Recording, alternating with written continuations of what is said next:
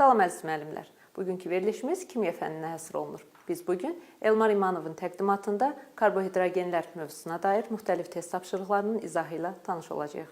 Salam Elmar müəllim. Salam. Elmar müəllim, bu mövzu ilə bağlı müəllimlərə hansı tövsiyələrinizi vermək istərdiniz? Ümumiyyətlə, deməli, kimyada biz ümumi proqramı 3 yerə bölürük. Ümumi kimya, qeyri-üzvü kimya və üzvü kimya. Biz ümumi kimya və qeyri-üzvü kimyaya aid bəzi test nümunələri ilə artıq müəllimləri tanış elədik. Üzvü kimyanı da biz 2 yerə bölürük. Bir karbohidrogenlər, bir də funksional qruplu üzvü birləşmələr. Bu gün biz karbohidrogenlər haqqında bəzi məqamlara, bəzi müəllimlərin marağını cəlb eləyəcək məsələ misal tiplərinə bugünkü verilişimizə həsr eləyəcəyik. Düşünürəm ki, müəllimlər üçün faydalı bir veriliş olacaq.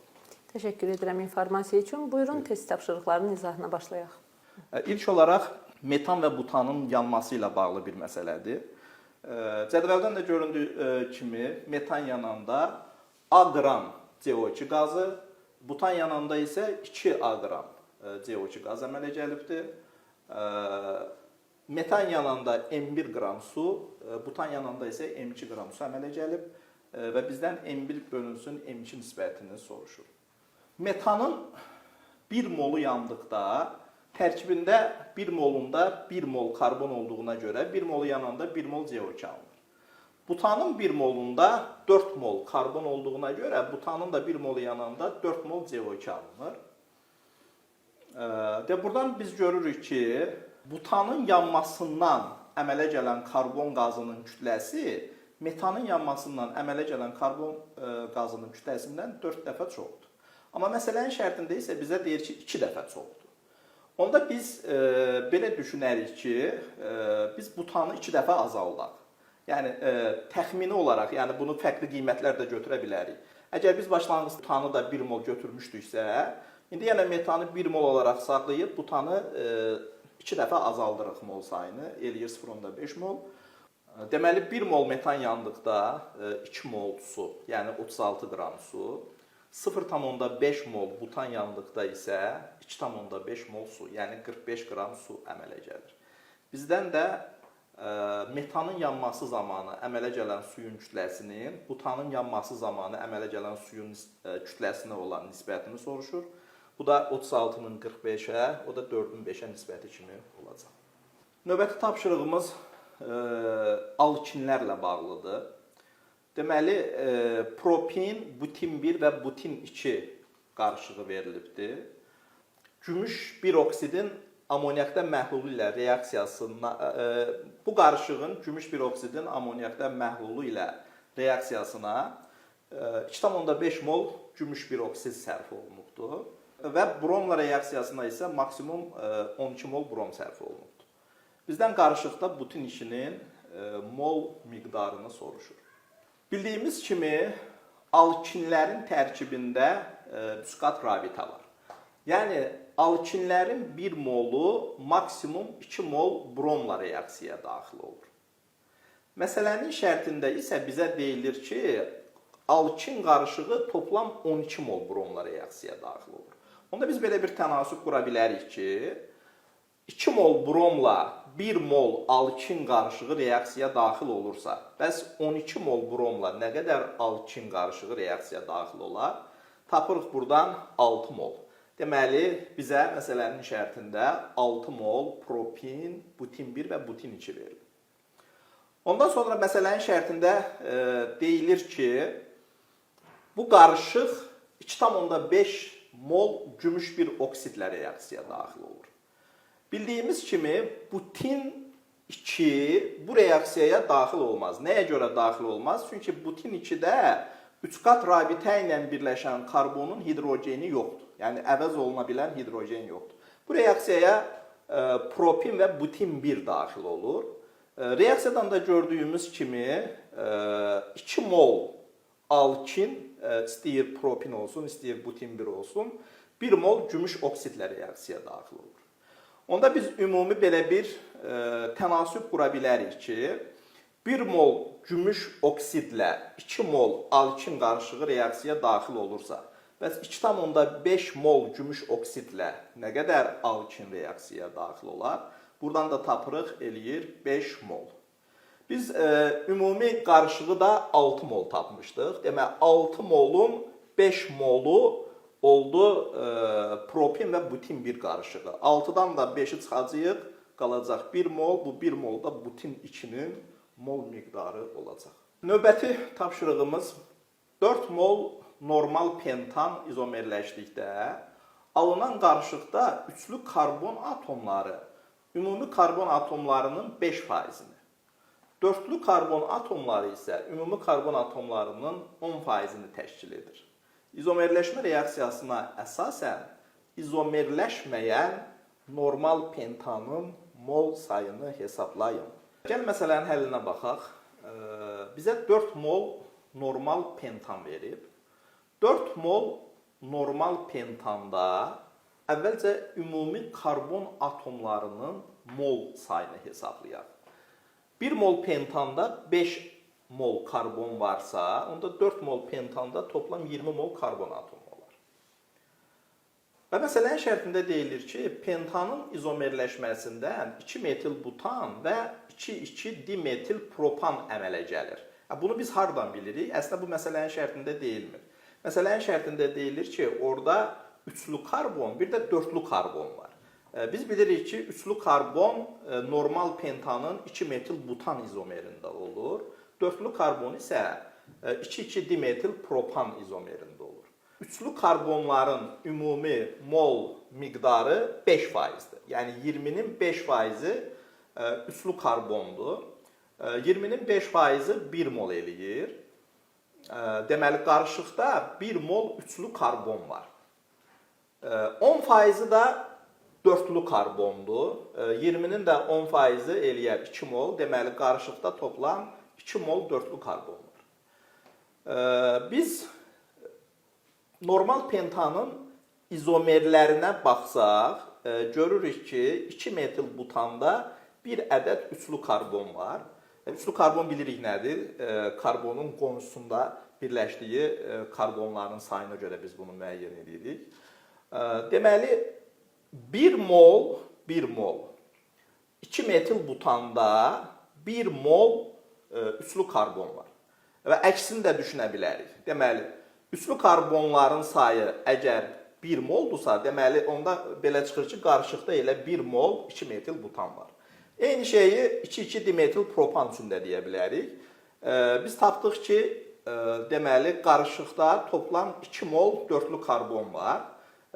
Qarışıqda 2 mol dörtlü karbon varsa, deməli, qarışıqda 2 mol 2,2 dimetil propan var. Yekun olaraq biz bunu deyə bilərik ki, deməli, başlanğıc olaraq 4 mol normal pentan verilmişdir və 4 mol normal pentanın 1 molu 2 metil butana, 2 molu isə 2,2 dimetil propana çevrilir. Onda izomerləşməyən normal pentanın da mol miqdarı 4 çıxılsın 3, 1 mol eləmiş olacaq. Deməli, növbəti məsələmiz aromatik birləşmələrin əvəzetmə reaksiyası ilə bağlıdır. Yəni, əslində bu məsələ elə bir məsələdir ki, bu məsələni həll eləmək üçün bizə lazım olan bilik məsələnin şərtində verilibdir. Biz sadəcə o bilikdən istifadə edib tətbiq eləyəcəyik. Deməli, nə deyilir bizə? Benzol halqasına metil qrupu birləşdikdə orta və para vəziyyətdə, karboksil qrupu birləşdikdə isə meta vəziyyətdə əvəzetmə reaksiyası baş verir. Bu, ümumi bir məlumatlandırmadır. Ondan sonra məsələmiz gəlir. Benzoy turşusunun metil qrupu ilə əmələ gətirdiyi birləşmənin izomerləri verilib. 2 metil benzoy turşusu, 3 metil benzoy turşusu, 4 metil benzoy turşusu. Və bunların hər birinin nitrat turşusu ilə əmələ gətirdiyi mononitro törəmənin sayını bizdən soruşur. Deməli, məsələnin şərtindən də bizə deyilirdi ki, karboksil qrupu əvəzetmə reaksiyasını meta vəziyyətdə, yəni meta vəziyyət hansı vəziyyətdir? həmin qrupa nəzərən 3-cü karbonda olan vəziyyətdir. Yəni 1-3 vəziyyətidir. Onda belə çıxır ki, karboksil qrupuna görə bu karbonda və bu karbonda əvəz etmə reaksiyası baş verəcək. Eyni şeyi biz metil qrupu üçün də düşünürük. Metil qrupunda əvəz etmə reaksiyası dedik ki, orto və para vəziyyətində. Metil qrupuna görə orto vəziyyət bir karboksil qrupunun birləşdiyi karbondur və bir də para vəziyyət var. Yəni metil qrupu ilə 1,4 vəziyyətində olan karbon. Belə çıxır ki, deməli 2 metil benzoid turşusunda əvəz etmə reaksiyası deməli bu karbonda, bir də bu karbonda gedəcək və biz burada da həmin reaksiyaların məhsullarını göstərmişik. Deməli NO2 qrupu birləşib. Tabi burada mən hər dəfə nömrələmə aparıb maddənin adını desək vaxtımız çox gedəcək. Sadəcə biz şəkil olaraq baxanda da bunun fərqliliyini görə bilirik. Gördüyünüz kimi burada 2 maddə əmələ gəlib və bu maddələr hər ikisi fərqli maddələrdir. Buna əsasən biz deyirik ki, 2 metil benzoid turşusu 2 müxtəlif mononitro birləşmə əmələ gətirir. Eyni şeyləri biz 3 metil benzoid turşusunda və 4 metil benzoid turşusunda da deyirik. 3 metil benzoid turşusunda isə karboksil qrupuna görə meta vəziyyətləri görürük. Biri boşdur, biri deməli metil qrupu birləşib. Metil qrupuna görə isə orta və para vəziyyətləri görürük və həmin vəziyyətlərdə əvəz etmə reaksiyaları baş verir və bu törəmələrin sayı da 4 olur. Yəni buradan 4 müxtəlif 3 metil benzoid turşusunun mononitro birləşməsi əmələ gəlir. Amma para vəziyyətdə olduqda isə, yəni 4 metil benzoid turşusunda isə, deməli karboksil qrupuna görə meta vəziyyət görürük buradadır. Metil qrupuna görə isə orto vəziyyət, demək karboksil qrupu ilə meta vəziyyəti ilə gördüyümüz kimi üst-üstə düşür və metil qrupunun para vəziyyətində də karboksil qrupu var. Onda belə çıxır ki, burada əvəz etmə reaksiyası sadəcə bu hissədə gedəcək, orta meta yazdığımız hissədə və bunların sadəcə bir dənəsini yazsaq kifayətdir, çünki digərini yazsaq təkrarı olacaq. Yəni, dolayısıyla bu reaksiyadan da yalnız bir mononitro törəmə əmələ gəlmiş olur. Onda ümumiləşdirsək, deməli 2 metil benzoid turşusundan 2, 3 metil benzoid turşusundan 4, 4 metil benzoid turşusundan isə 1 mononitro törəmə əmələ gələcək. Növbəti məsələmiz alkenlərlə bağlıdır. Propenin kütləsi verilib bizə A qram. H2 ilə reduksiya məhsulunun kütləsi B qram, su ilə reaksiya məhsulunun kütləsi isə C qram verilib. Buna əsasən bizdən A-nın qiymətini soruşur, propenin kütləsini soruşur. Bildiyimiz kimi propen 1 mol hidrogen birləşdirib propana çevrilir. Propen həmçinin 1 mol su birləşdirib izopropil spirti və yaxud da propanol 2-yə çevrilir. Propenin nisbi molekul kütləsi 42-dir. Hidrogenlə reaksiyasından özünə 2 qram hidrogen birləşdirir və kütləsi olur 44. Propenin dedik ki, nisbi molekul kütləsi 42-dir, özünə 1 mol su birləşdirir. 1 mol suyun da kütləsi 18 qramdır.